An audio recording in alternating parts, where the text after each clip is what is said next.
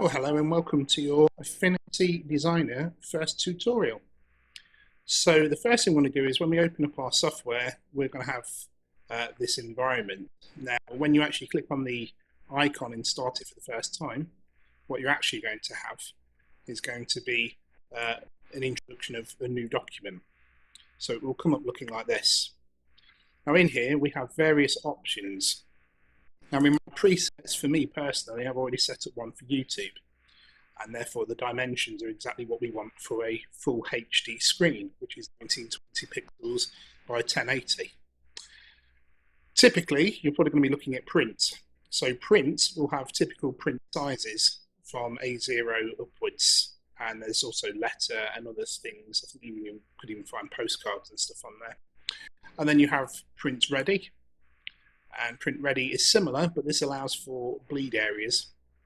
And photo prints, which again come in the typical sizes, 6x4, 8x6, 12x10. But also we need to recognize that we also have web, and then also for devices such as iPads and things. Now typically you're probably designing for those applications, but what you'll find is these have specific settings in the layout, which we'll come on to in a moment. So for example, if we just go back to web displays are usually on a sort of VGA screen, and by such resolution, they only actually give out sort of 72 dots per inch or pixels.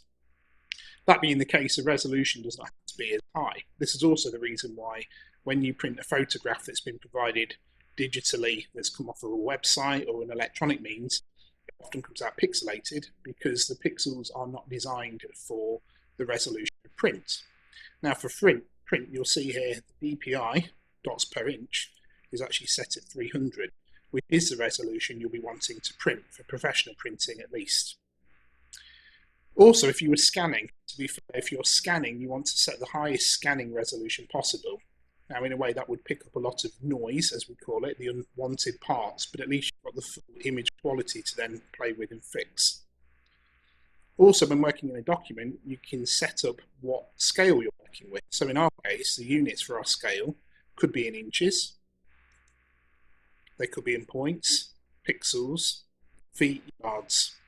Typically, most metric work will be in millimeters, but there are occasions where, for example, if we're working with photographs for the purpose of printing at different sizes, you might choose to work in inches because that's the convention for photographs.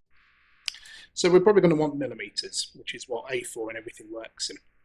Currently we're on web, so we'd want to change that to 72, or if you're wanting to just make sure you've got quality that's usable in other areas beyond the 72 dots, you're probably going to want to go for 144, which of course is double. Now you can also see down here that we have 400, and that's just so that if you were to zoom in and enlarge anything, you've got enough pixels then to do that. It's always easy to reduce an image because effectively you're squeezing the pixels into a smaller space, but doing it the opposite way means the images become more blocky. So when working with a very high resolution image, you might want to save it in a 400 DPI format, which then gives flexibility for resizing. So let's get back to this tutorial. So we're going to want to go for print, and we're probably going to go for A4. We want to check our resolution here is set for 300, which it is. Then we can choose our orientation. We choose to work in landscape or in portrait. For this one, we're going to work in landscape. Creating an artboard creates an area, a workspace, where we can have more than one document at the same time. So for example, if we were going to be making a brand for a particular organization, for example, Macca's Action, we might decide to make letterheads, business cards, logos, and possibly posters, and we can do all of that on this so-called created artboard. In our case, so we're only going to work with one small document, being an A4, so we don't need to add that. Color format, leave as RGB8, which means red, green, blue, which is when dealing with light. The opposite, when dealing with actual print, if you were sending things through a printer, they're going to deal with CMYK, which is cyan, magenta, yellow, and black. Then there's lab colors, which we won't go into. The 16 is to do with the resolution of color, which is not something we'll cover in this tutorial.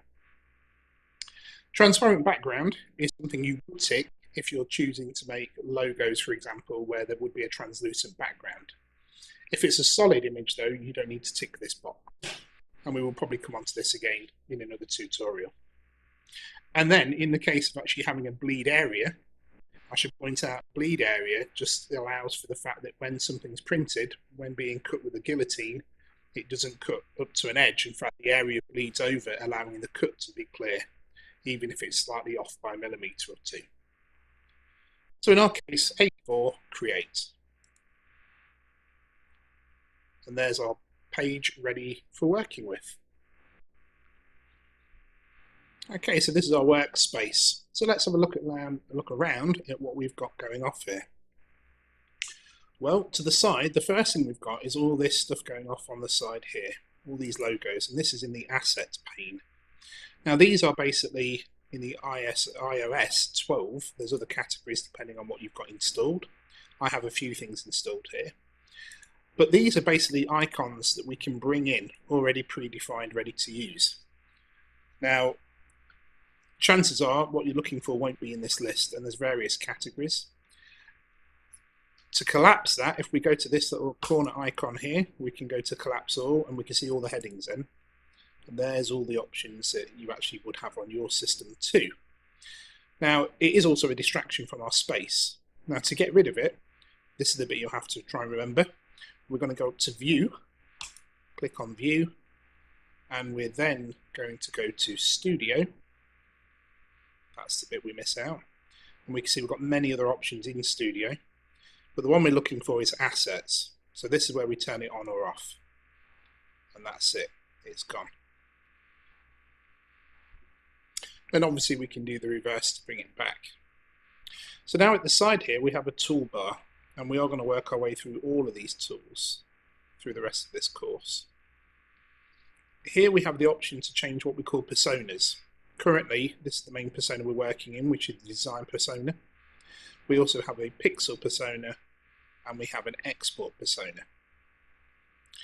Here we have other tools which we'll come on to shortly. These are more to do with the navigation and the image orientation. And then we have here other tools that allow us to play with layers and dissect accordingly. Here in this pane, this particular pane, we have our colour options, which we have a colour wheel.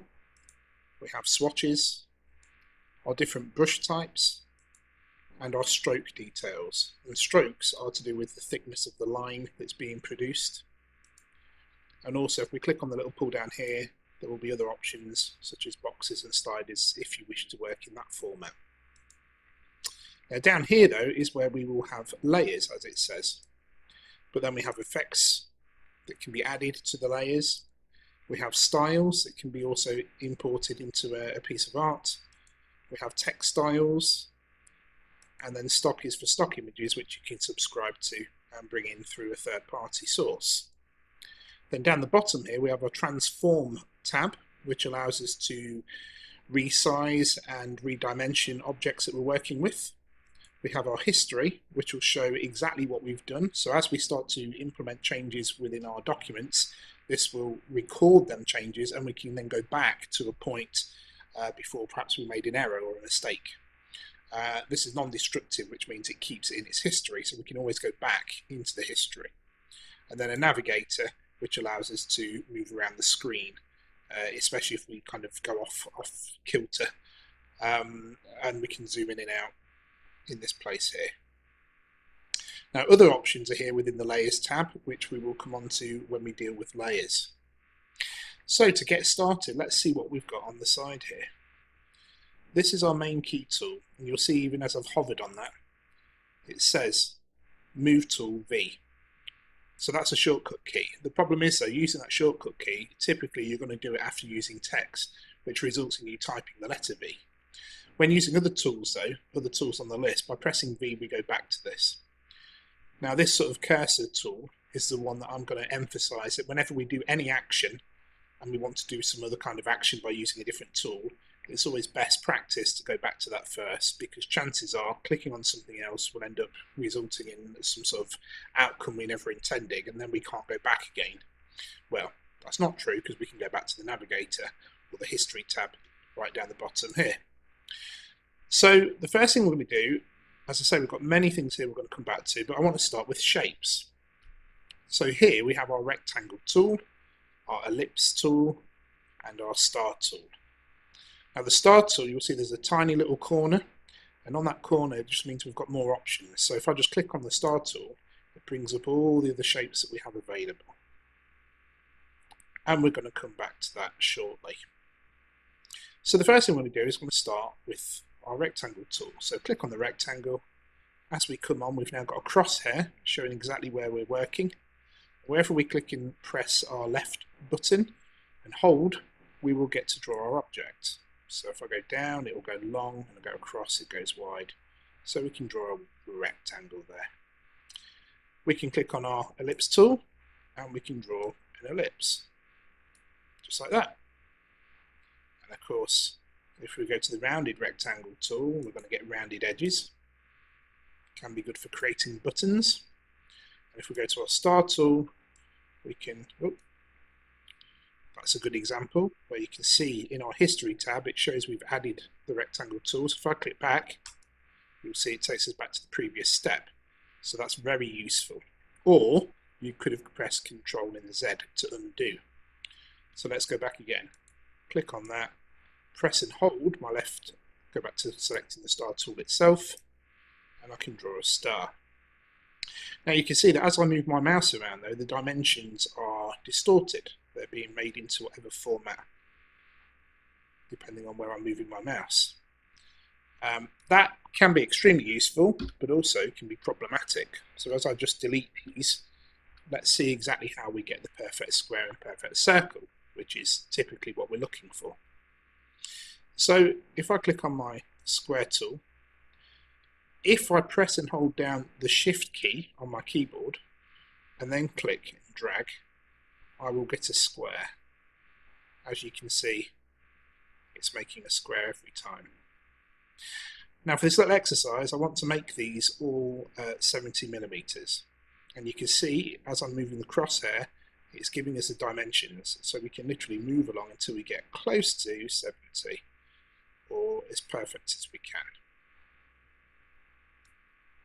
That's one way of doing it. Now let's do it with a circle. So I click on my circle tool, press and hold down the shift key, and then drag a circle. And as I say, I want 70. Oh dear, I've gone 78. So one way of doing it was to click and drag and look at our measurements at the side as we was actually trying to draw the object. Or, now that we have the circle, first rule is to click back on our little cursor at the top, our move tool. Now I can come back, and this time what I'm going to do is I'm going to go to the transform tab down in this corner.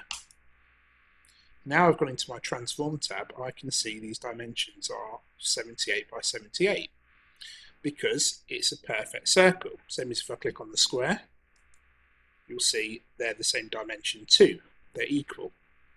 Now here's a little chain you can see. By clicking on it, you'll see it's linking them. If I check it off again, you'll see they're not linked. Click on it again, now they're linked. So if I change any of these dimensions in either box, they will equally change. So I can click and just take that one out, that's 70. Now if I click back on the circle, I can take the 78. And even now, once it's highlighted, I can just simply type in the figure. So just type in 70, enter, and now they're both perfect 70s. Now as you saw, in that moment I clicked on the circle or I clicked on the square. But another way of selecting the object is by selecting it in its layers panel. So over here in the layers panel, which you can see by the layers tab, we have the ellipse and the rectangle. At the moment, this one's highlighted in blue because that is the selected object. But if I wanted the rectangle, I can simply click on it there. So now in the layer, it has selected the rectangle. Now when we say layer, that's exactly what it's doing. It's putting one thing on top of another. So even though we can't see the circles on top of the triangle at this point, it is. There, simple, I've said it. No, let's prove it.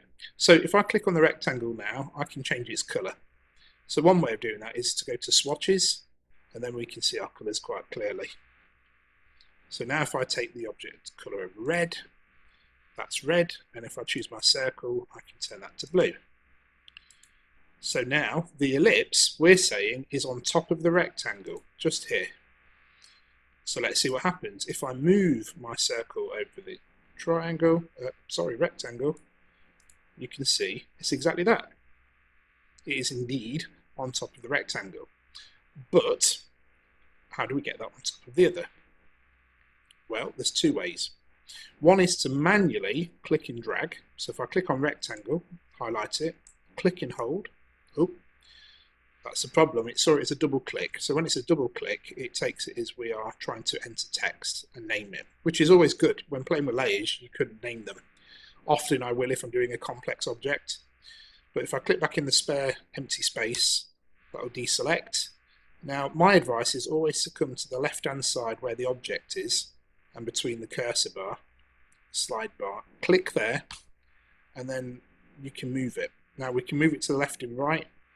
You can see it's created like a subsection, which means it's becoming part of the other object, which we don't want to do. So come back over to the left and then move up. And what you'll find is it should go above it. So now the triangle is on top of the circle. And as we move it, doesn't matter where we are on the screen, that's always going to be in effect. So using the layers and moving the layers manually is one option. So the alternative way is simply to come up to these buttons up here, which if we hover above them, this says to move back, this one says move back one. So in this case, this would take it to the bottom of a pile if we had multiple objects there, and this one would only move it back one layer, because currently the circle is on the top layer. So again, we can move layers up and down quite simply by clicking on the button and avoiding the option of dragging one layer into another. So by doing that, it's gone down a layer. We can see that over here on the layers side. And of course now the option is, now that's beneath a layer, it gives us the option to take it all the way to the front, in other words put it on top of the stack, or simply move it up one layer. So let's go to the top of the stack. Hey presto, it's at the top exactly where we wanted it. That's that. Okay, so now I've just separated them out again. Now we have some other tools here which are clearly dimmed out at the moment until we highlight an object or objects. So to highlight multiple objects, there's two ways of doing it. One is to select them in the layers panel by clicking on a layer and possibly pressing shift to select multiple ones. So you can see now there is a selection of both of them on the screen. Or of course the alternative, if I just deselect these, the alternative would be to simply click your left button, hold it down and drag to highlight the selection you want. And now you'll see it's selected both. Now up here though, you can see that these other things have now illuminated. We have all the options available to us. So what do? Well, this one allows us to flip on the horizontal axis. Voila.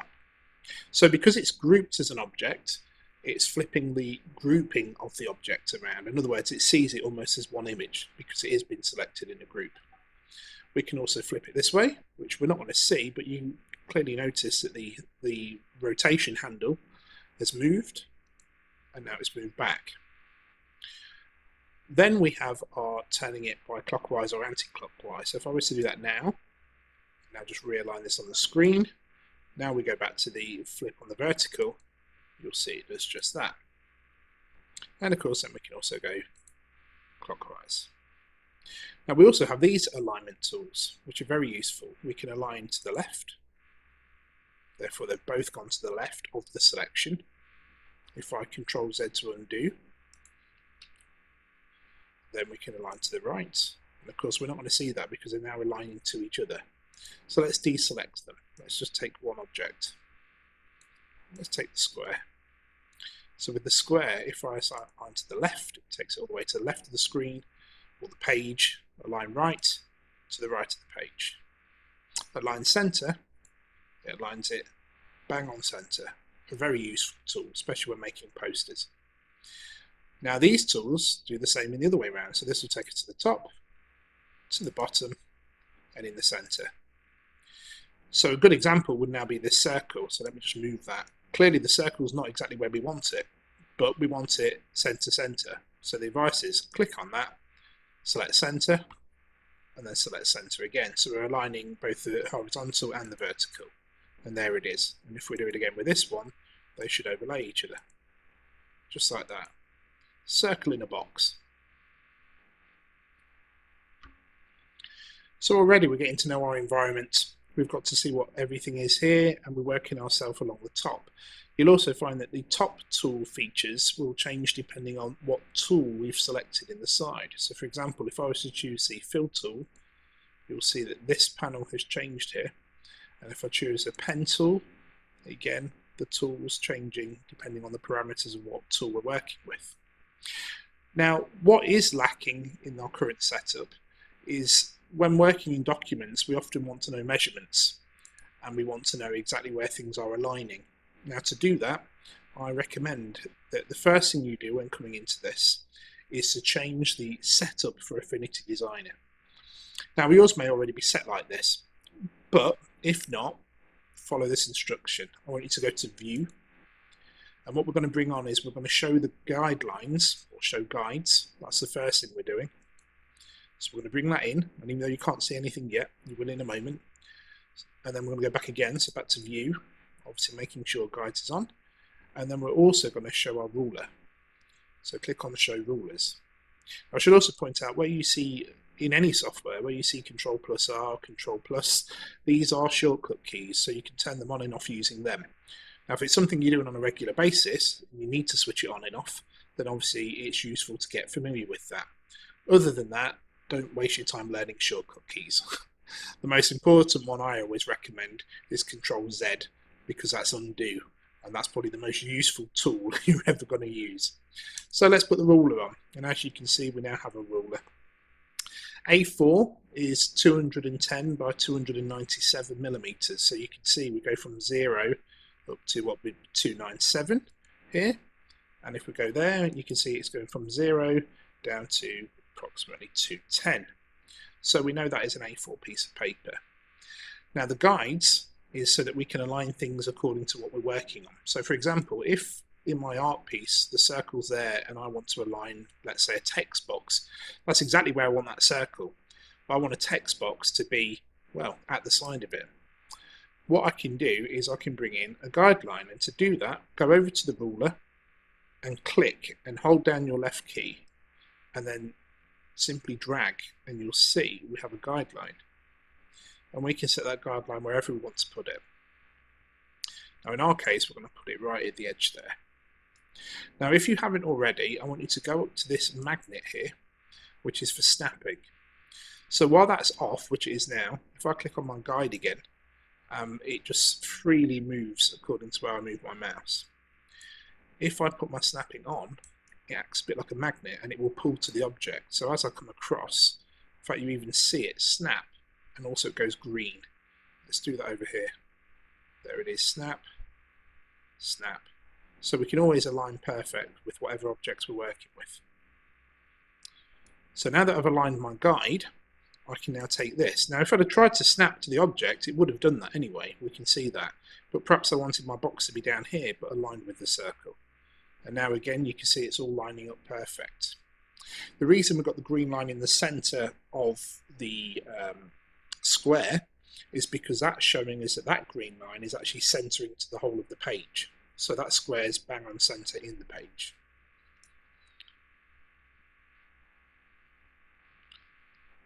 The other thing we can do when dealing with shapes is we currently have, as you can see here, we have basically 1, 2, 3, 4, 5, 6, 7, 8 points, which is representing the corners and the sides.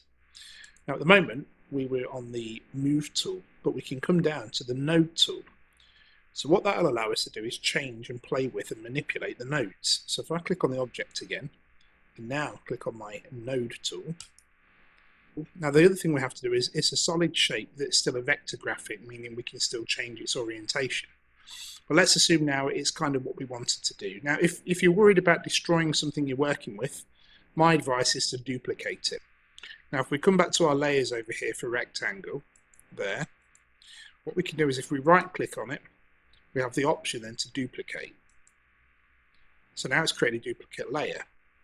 Now what we can do is we can turn off this layer that we don't have to see it just by clicking on that. That's our visibility. If I turn all of these off, you'll see there's nothing on the page. And if I turn this one back on, that's the square that we're seeing and not the one below. So now make sure that the one I'm working on is the one I want to work on. So make sure that's selected, or click on it on the actual page. Then the next step is we're going to convert it to curves, which is up here, this button. I think if we right click, yes, we have the option there to convert to curves, or we click on the button up here. When we click on it, it's changed. And what this will allow us to do, as long as we're in our node tool mode, is if I come to that center, hence it's now showing that that's the center line, I can double click with the left and it creates a new point. Now with that new point though, I can now manipulate it. So if I click on it again and hold, I can now drag that to wherever I want. So let's say I want to make a house. I can put it there. Let's assume though, I actually want to put a door. So what I want to do, if you think about it, I'm going to need a corner for the beginning of the door frame. I'll need another corner here, another corner there, and another corner down here. So the best way to do that is simply to double click, double click, double click, and double click. Now I can take any of these and move them. So let's go with the outer ones first. Let's just try and get them an equal distance apart to represent our doors. So here we are, that's our distance on our door frame. Now I'm going to take this corner, simply drag this one up to there, square it off the best I can, let go, and then drag this corner, drag this one up to there. Hey presto, I've made a unique shape. The other thing is, apart from just simply manipulating these points, we can delete them. So I can now come to this corner, click on it, and then simply hit the delete key on the keyboard.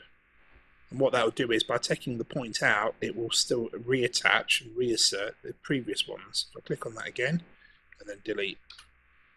Hey presto, we've just made a wigwam. And well, that's it. That concludes our current episode for our first installment of Affinity Designer, which is how we're able to get used to our environment, understand the basics of layers, and start to manipulate and play with shapes.